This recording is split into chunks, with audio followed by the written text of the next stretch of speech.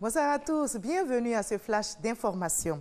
Le président Alassane Ouattara a quitté Abidjan ce mardi pour Ouagadougou au Burkina Faso où il co-présidera demain mercredi avec son homologue burkinabé Roch-Marc Christian Kaboré, le Conseil conjoint des ministres, à l'occasion du 8e sommet du TAC, le traité d'amitié et de coopération ivoiro-burkinabé. À ce 8e TAC, les deux gouvernements passeront en revue les projets de développement. Ils évalueront notamment la mise en œuvre des décisions de la 7e conférence. Le président Ouattara se rendra par la suite en Mauritanie où il assistera jeudi à l'investiture du président élu de ce pays, Mohamed Ould Ghazouani. Le chef de l'État ivoirien a été dévancé à Ouagadougou par le Premier ministre Amadou Gon Coulibaly qui a co-présidé ce mardi avec son homologue burkinabé le Conseil conjoint de gouvernement. La rencontre précède le Conseil conjoint des ministres qui aura lieu demain mercredi en présence des deux chefs d'État, Alassane Ouattara et Roch-Marc Christian Kaboré. Avant cela, les deux gouvernements, comme vous le voyez sur ces images, se sont réunis pour évoquer les axes de coopération et surtout explorer de nouveaux champs de partenariat entre Yamoussoukro et Ouagadougou. Je vous propose les interventions des deux chefs de gouvernement lors de ce conseil. La Côte d'Ivoire et le Burkina Faso poursuivent depuis toujours et avec une détermination à nul autre pareil des buts communs parce que nous avons des sources et des valeurs communes. Nous sommes conscients que nous ne pouvons pas nous détourner l'un de l'autre sans mettre à l'encan l'avenir de nos populations respectives. L'amitié, la coopération et j'ajouterai l'entente sont des instruments indispensables à la réalisation des ambitions de nos populations qui aspirent au développement économique et social dans un espace intégré où règne la paix, la liberté et la prospérité.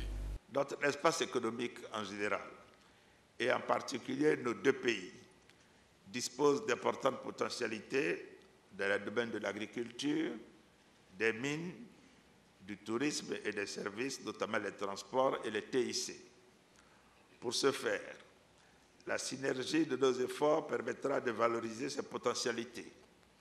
Le TAC nous offre également le cadre approprié pour relever nos défis communs que sont la lutte contre la pauvreté, la criminalité transfrontalière, les maladies endémiques et le terrorisme.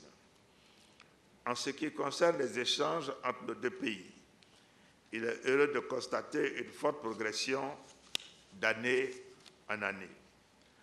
En effet, le volume global des échanges affiche une tendance haussière, passant de 256 milliards de francs CFA en 2013 à 348 milliards de francs CFA en 2018. Et après plus de 3 heures de débat, le projet de loi portant recomposition de la commission électorale indépendante ici en Côte d'Ivoire a été adopté à la majorité des députés présents à la séance plénière ce mardi. Notez que c'est le 3e projet de loi sur les 10 soumis à examen ce jour à cette plénière. Nous reviendrons sur le reportage de Moussa Konaté dans l'édition de 20 h. Le ministère de la Santé lance cette alerte aux populations vivant en Côte d'Ivoire. Des cas confirmés de fièvre jaune ont été détectés dans le district d'Abidjan. 89 cas, dont un décès, ont été enregistrés. Pour lutter contre la maladie, le ministère invite les populations à prendre des dispositions, notamment à éliminer les gîtes larvaires, à dormir sous des moustiquaires imprégnés. Et pour rompre la chaîne de transmission, les personnes non vaccinées sont invitées à se faire vacciner contre la fièvre jaune. Les mesures de lutte contre la maladie de la dengue restent valables pour l'épidémie actuelle de la fièvre jaune qui sévit à Abidjan. Ailleurs, la tension ne faiblit pas au Soudan. Les manifestants investissent les rues pour protester contre la répression policière. 5 manifestants, dont 4 lycéens, ont été tués par balle lundi dernier lors d'un rassemblement dans la ville soudanaise d'Al-Obed, suscitant ainsi la colère au sein du mouvement de contestation qui a dénoncé un massacre et appelé à de nouveaux rassemblements. Pour rappel, les manifestants protestaient contre des pénuries de pain, d'électricité et d'eau dans cette ville du centre du pays. Au moins 164 défenseurs de l'environnement se battant contre des projets miniers, forestiers ou agro-industriels ont été tués en 2018. Selon le bilan annuel de l'ONG Global Witness, le pays de loin le plus dangereux. L'an dernier, pour ses militants et les leaders autochtones défendant leur terre, a été les Philippines avec 30 meurtres, a indiqué donc l'ONG. La Colombie et l'Inde ont, elles, compté 24 et 23 morts en 2018. Avec 16 meurtres confirmés, le Guatemala est de son côté le pays avec le plus de morts comparé au nombre d'habitants.